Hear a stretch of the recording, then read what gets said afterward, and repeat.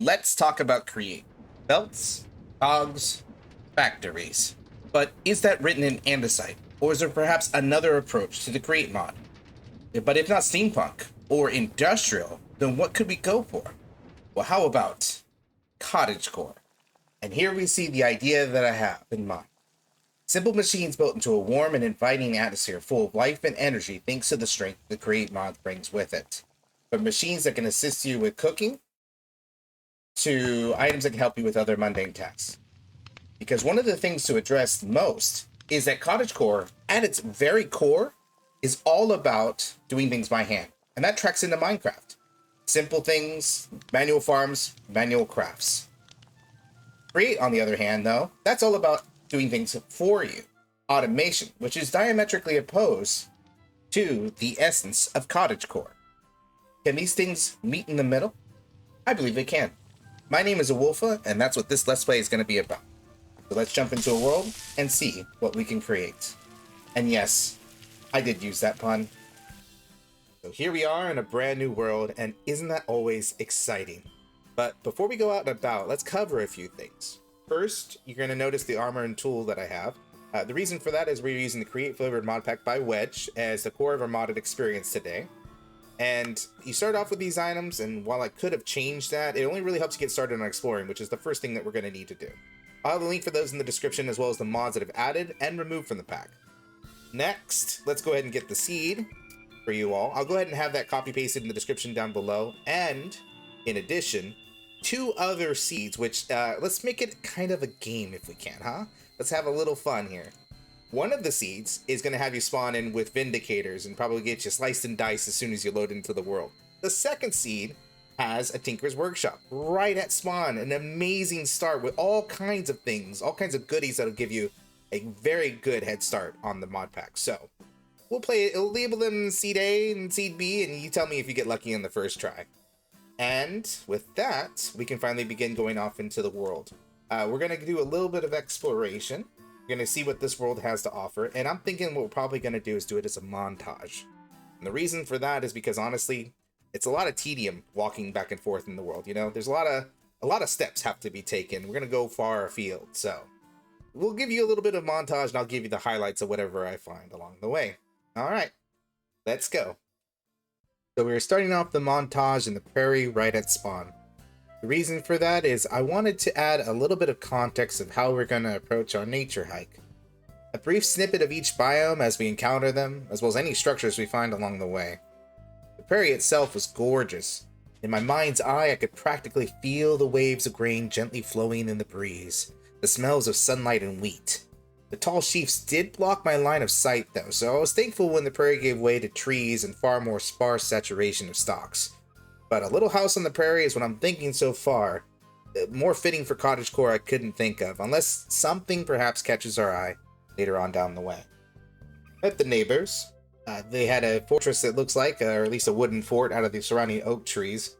They had some ominous banners out front, which gave me pause, made me a little concerned that they may not be the friendliest of bunch. And you shouldn't judge a book by its cover, but they did seem like they would be a little bit mean, so I made the decision to just move on, give them a wide berth, and skirt around the edge of their fort, or their territory. Not long after, I came across a village across the river from the fortress, which hopefully would act as enough of a barrier to keep them safe. It was a small village and kind of overgrown, but it did offer me a waystone, which was nice. And already I found my first diamonds inside of that village, as well as a bunch of other bits and bobs. I helped myself to harvesting some of their wheat. As I was clearing out the seeds, one of the crows began to eat the seeds, which I first found adorable. After heading out of the village, I saw a sign across the way. It was guarded by a crocodile, which made me a little leery.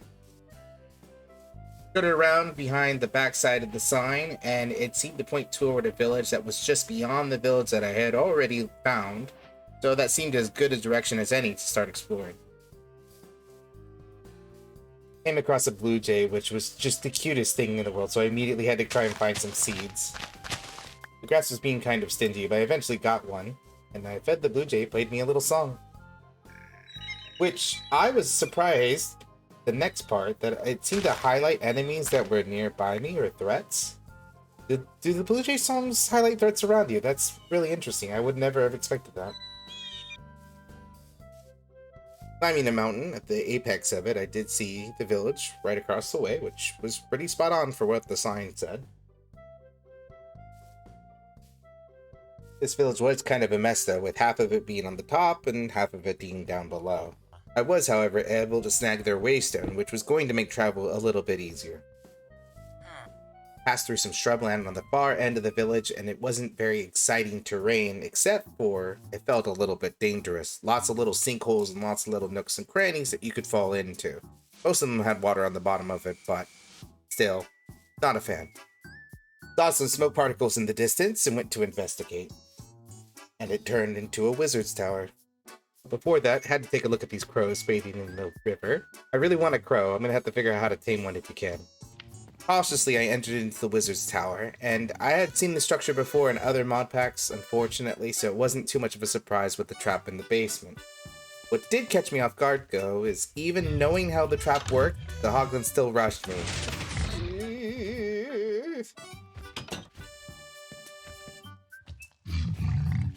Placed down the waystone, resupplied to the village, and returned to the tower. Continued looting the tower, and I saw that the utmost layer of the tower was haunted. So of course I had to go up there and poke ghost toes. Got a little bit of a scare when they started climbing down after me after I was hitting them, but I got through it okay. The ghost had me a little bit paranoid, and I heard a flapping coming from the walls. I went to investigate that, and I saw this creature, which I'll let past me kind of cover what happened there. Don't know what that is. A strange creature. Oh no. I have no idea what it was. Oh no. I am guessing it wasn't an enemy because, if anyone has any idea of what that creature was, please let me know. I feel really bad about that. And then right outside the tower, I found this little guy. Oh, what is this? What are you? Little fairy dog with the weasel? Maybe? Kind of aggressive, are you? Want a piece of bread? You want the piece of bread? Oh, he's playing dead, huh? Playing dead? Piece of bread? No? Okay. I don't know what you are, but you're adorable. I came across this autumnal-like biome, and I could feel the coals slowly start to filter in as I got closer to it. But it was a pleasant kind of chill in the air, like the seasons slowly turning. A good book, a cup of hot cocoa, that kind of chill, where you just wanted to curl inside and just have an excuse to lounge about. There, I found a magic log, or a magic tree, and an umbral one. Both of them pretty, so I made sure to grab saplings for both. As I wandered through the maple leaves and wondered if they might clash with the grain-like stalks at the prairie, I came across an incredible-looking building. Yo, what is this? What's this? What's this? There's big things over here. What's this? What's this? I was fairly impressed with the appearance of the castle. Oh, man. Look at that texture. Look at that castle. That's cool. But that slowly turned from awe to trepidation once it got an achievement for getting close enough to it. Villager Fortress? Wait, what did that say? Pillage the illage away. What?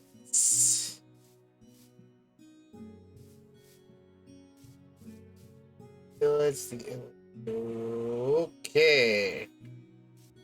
And then right next to the Illager Palace Fortress, there was a magical shop. It wasn't haunted at the top layer, which was nice, and I got a few pieces of loot from there. Came across these giant sequoias and was just in awe at the height of them. Every time I see these trees, I am just taken aback at how tall they are, and think of all the materials and all the things that I could create from just one tree, let alone an entire forest of them. I love building log cabins in these kind of biomes. Came across another sign walking up to the trees, and figured why not? I could go to another village. But I did see some smoke in the distance, and the sign didn't quite line up with it, so there must have been at least two structures near me. As I came in close, I was able to see that it unfortunately was a pillager outpost or a ruined tower that they had taken over. In either case, just ignored it, kept my head down, and kept walking. Came to the village where the sign was pointing to, and then grabbing their waystone, I noticed there was a horse statue off to the side. I knew that there was a chest there full of some items. There wasn't going to be anything too impressive, but I figured why not? I had a little bit of room in the inventory.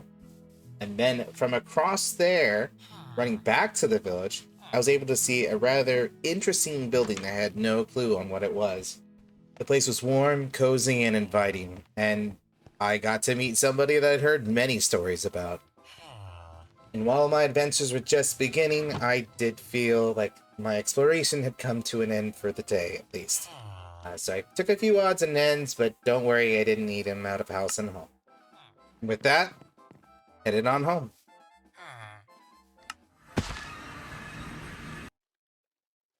We returned from our nature hike back to the village at the edge of the prairie, and I moved everything that we collected from our hike right over here, as well as cleared this space out for what I'm thinking is going to be a little starter camp. I'm hesitant to call it a starter base because it doesn't really fit with what we're trying to do with our Let's Play. It doesn't combine Create, and it doesn't have anything from Cottagecore of it yet. But we're going to get there. First thing though, we're going to need a couple of farms, and I'm thinking what we're going to do is build a little pen right here for some sheep, a couple pens to the left and to the right, and some pathways connecting to the village here with a couple of torches to keep this area nice and secure, nice and safe. And maybe a path that leads up into the campsite as well while we're at it. So let's go ahead and grab a few torches so we can light up the pens that I went ahead and already built. Let's jump on top of these chests here so that you can get a better look at them. So there was actually a surprising number of animals hidden in the barley here, to which I found out that this is actually barley right here. You have to use shears in order to get them, and they don't do anything, which is a little unfortunate. Maybe we might change that in the future, but future things. First, let's focus on the animals. We've got some cows here and some sheep. I went ahead and transposed these. Originally, I was going to put the sheep up here, but I felt like having them a little bit closer to the campsite. And we got pigs over there, and though they don't render in, we actually have chickens over here, which I think we can see them from over here. Yeah, we can. There's some chickens over there. So now we just need a pathway that kind of connects everything together. With a little better planning, I probably could have put the chickens over here, but I really like the idea of a centralized path that kind of curves its way through the barley fields and then goes off to each of the pens as well as the campsite here. And this space right here, you'll notice, if you're astute, that the grass is a different color. This is actually sunflower field. So I went ahead and took the barley that I got with the shears from these spaces and kind of put it all the way around the chicken pen so that it kind of blends in a bit better. And I like the look of it. I think it's passable. It's serviceable. So now, the next thing is to put in some pathways. So let's go ahead and get a shovel. So we can put a few more path blocks on the ground here for the path that I built. And as you can see, the path's really basic, really simple, but I really love it. It adds a lot of energy to it, and it does make it a lot easier to traverse the space now. You have some clear sightlines to what's around you. We do have the chip mod in this here, so I'm able to throw a couple of interesting dirt blocks there, but I didn't want to overuse it. I didn't want to over-engineer the space. So we've got a couple of fence posts sticking out, and then thanks to Cork, we've got a couple of sticks, which can sit on top of path blocks, which I wish this was in vanilla. The ability to put sticks down and put things on top of path blocks, but I feel like that's a pretty common complaint. And then here on farmland, underneath these here is, of course, waterlogged, so I could utilize some farmland space because there's just something about the saturated farmland, the hydrated farmland that looks really good to me. And I kind of like that on the edges of it, but the main path itself is just trampled and worn. Walk through and easily get to everything. Also probably should start actually placing the torches around to light this place up. Eventually, I would like to upgrade these to be lanterns or something of that nature, but unfortunately it's early days, early game, so we don't have the ability to do that just yet. And then let's go ahead and grab some shears because we are going to start getting the sheep. We're going to start helping us out because we're going to build a tent right here. So let's go ahead and where did I put those? Right here. Let's pick up the shears so we can show off the tent that we built. You can tell I'm having fun with the transitions, or at least I'm trying to. I really like this. It's really simple. It's really basic, but I really love the sticks. I wanted an open window in the back half here so I could see what's coming around on this end. But of course, we got to face this beautiful field and all of our animals and everything else. but I really like it. It's just a place to keep off the rain. There isn't enough storage space inside of here, though. As you can see, it's a little cramped. So if we turn around, you can see the brand new campsite that we have made. So this will be the answer to our storage solutions, at least temporarily. We have a couple of barrels laying on their sides, and this kind of looks a little bit like an overturned log. Obviously, it doesn't have the right texture, but it gives the same kind of vibe. A couple seats here for people to sit around the campfire, and this allows for a lot of opportunity for storage. Keep everything nice and cleanly organized. This is probably a bit of a fire hazard, but we'll look past that. We can look past that just for the sake of having some storage. And it's nice to have the chests gone and have this instead, because this is a lot more cozy and a lot more comforting. I mean, look at this. This looks really cute. It's really nice setup. And then over here, we've got our crafting table, our furnace, and a little bit of a cooking setup. We got all our foodstuffs over here. So this will be really nice and easy to get organized. Now that we have a nice little campsite set up, and we have all of our farms in play, the next thing to do is to go ahead and set up for some create machines, as we're going to need a lot of resources, and they're going to be able to help us get there. So a bit of mining is in order, because unfortunately I'm short on everything. Not a drop of iron or andesite to my name. So I'm going to go gather some materials, and we'll meet back here shortly for you in an unknown length of time for me.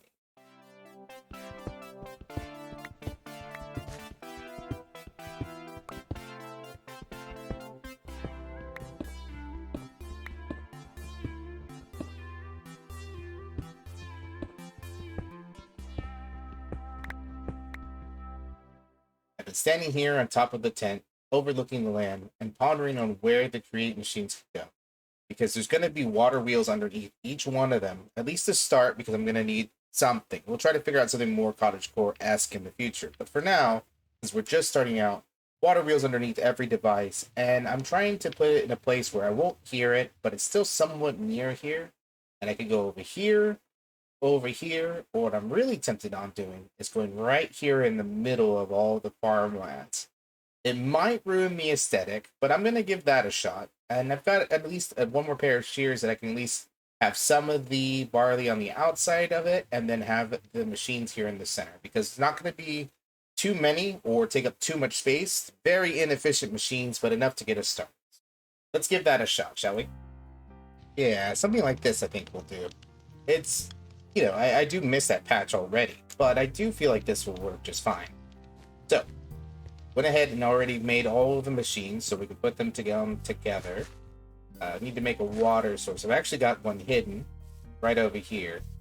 So I have to make a few trips right here. But this is actually an infinite water source hidden underneath 3 planks there. So the plan is to take these machines that I've already built. And this isn't everything. I would love like some crushing wheels and things like that. But unfortunately, very early game, so we don't have access to those just yet. Got to go to the nether to get some blaze burner for the mixer as well. So I'm just going to put it down for now and hope, well, just for future proofing, just to get it down for now. So I'm thinking what we're going to do. We're going to come down here, clear out a little bit of space. And this is a page right out of Chosen Architect's book for how he does his water wheel setups for early game. So we do this, put that there. Actually, wait. How did that go? The water should be going all the way around in a circle in one direction like this. And the water wheel goes right here. Whoops. Another thing that I would really love to have is the wrench from Create. But unfortunately, it's going to take a moment before we get to that. So the water wheel is down, and then we're going to stick a shaft onto that. Oh, looks like I don't have any in my inventory. Let's fix that, shall we? And then I think the first thing that we're going to throw down is probably going to be the press. And the reason I'm going to not recommend, but the reason I'm going to go with the press is because it's the most useful, I think, right now for us. The millstone's also fairly useful as well. Probably need a gear shift there. Which I made a couple gearbox, sorry. I made a couple gearboxes, so at least we've got those in hand. And there we go. So now that should be all set up, I believe. It does not look like it's turning. Oh, it probably needs to be a vertical, doesn't it? Probably needs to be a vertical one. There we go. Turning nice. There we go. There's only 128 stress units. I think the max is 256. Probably could do some wheels and things like that to make this a little bit better. By that I mean like a large wheel and a small wheel to have it be at max capacity, but it doesn't matter if it's slow. Right now we just need something, so anything's better than nothing. Maybe I'll add the wheels a little bit later on in the future. And then the next thing we're going to put down is probably going to be the mixer.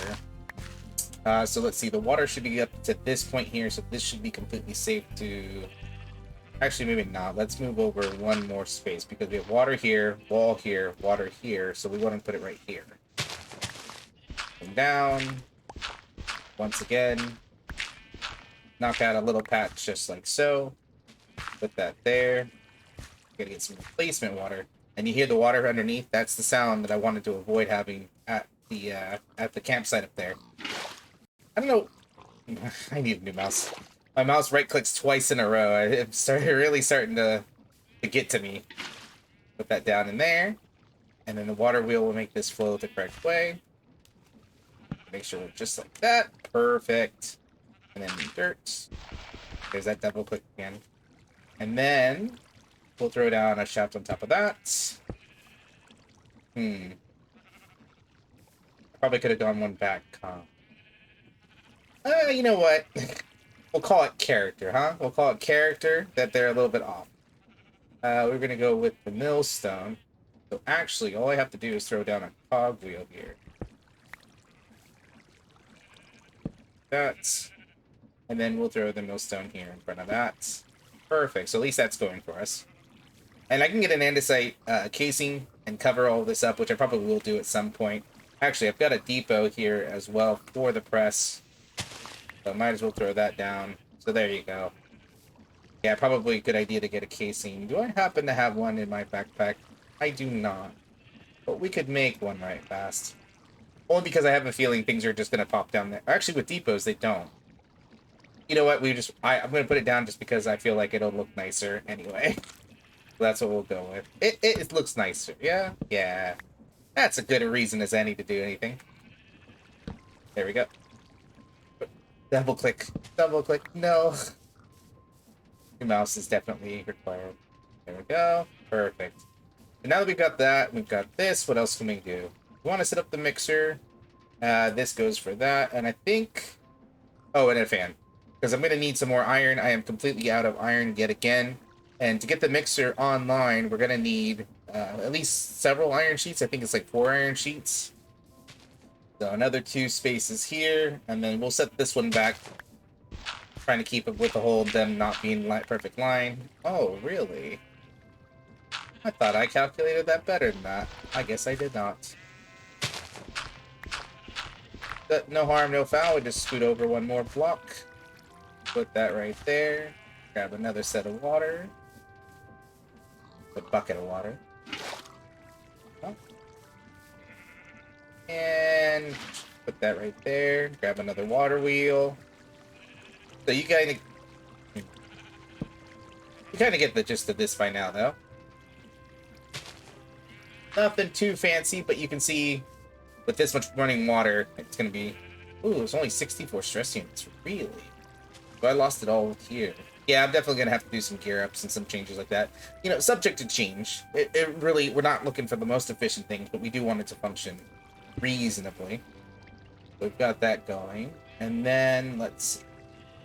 The mixer has that on top there. Oh, we're going to need another gear for that, aren't we? Go ahead and make a couple more gears then. We're going to want a big wheel. And then we're going to want a small wheel. Because we might as well do the gear change if we're going to do that. We're going to have the shafts come up. 3. Put the basin down in front. Could have the basin sunk into the ground, but we don't need to bother with that. Put small cogwheel. No, large cogwheel. Large cogwheel first. Yes. And then small cogwheel attached to that. So. Shifting gears. There we go. First time I've done that. Or at least this playthrough. And then we put the big one right there. Small wheel's actually moving it at 120 stress units, so this is ready to go.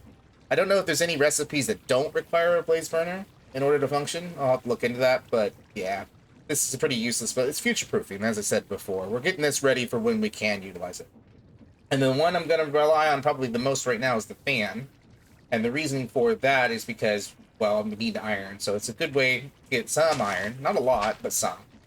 And we'll probably put this right here. And actually, let me reason this out here. Let me think for a moment here.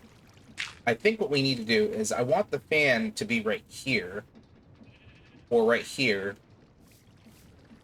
And we need a gearbox to do that. So actually, probably put the fan right here and have this be the empty space. And the reason for that is because I don't have any kelp yet, but I can go get some. Get an andesite funnel on it and a barrel right there, so to make it really easy to collect it. But I really don't want the fan blowing up here, pushing me around, or pushing anything else around that's around, you know, that comes by. So that's what we're going to have to think about. And so, yeah, we could probably put the water wheel here still anyway. So let's go ahead and get another bucket of water. Actually, this is a perfect spot for... I didn't do this on purpose. That's actually a perfect spot to have a water source. I love it when things work out like that. Not intentional, but they work out. A wrench would be nice, though. I would love a wrench. There we go. Perfect. And then vertical gearbox, I believe, is going to be... Yeah? Yes. That's moving really slow. Oh, did I not? Hold on. Oh, I did not. I was like, that shouldn't be moving that slow. Oh, I wonder if that's what I did with the other ones. Hold on. Nope, that one's working at full capacity. I'm pretty sure I did it for the other ones. Getting late. Let's try and get this squared away, though, before we go in for the day. There we go. And then we could be able to put a casing there, and so on and so forth. That double right-click. And then there we go. So we'll throw all of our items that we're going to want to wash right here. Oh, wait, water actually will go right there. Oh, I can't get out. I forgot about that with fans. Okay, there we go. So we need to put water right here, because we're going to start off with bulk washing. Let's go ahead and run over and get some sleep before things spawn. I don't know if I mentioned this earlier, but I did actually do a little bit of strategic lighting inside the patches here, just to spawn-proof it a little bit better. But that looks like a really good dark spot right there, doesn't it? You know, in case I'm not able to get to bed right away. So, hopefully nothing spawns while we're doing that. And, yeah, you know, it doesn't make a lot of logical sense, but we gotta work with the game. You gotta work with mechanics that, you know, sliding things up's a good idea. I don't want to have paths running through all of the barley.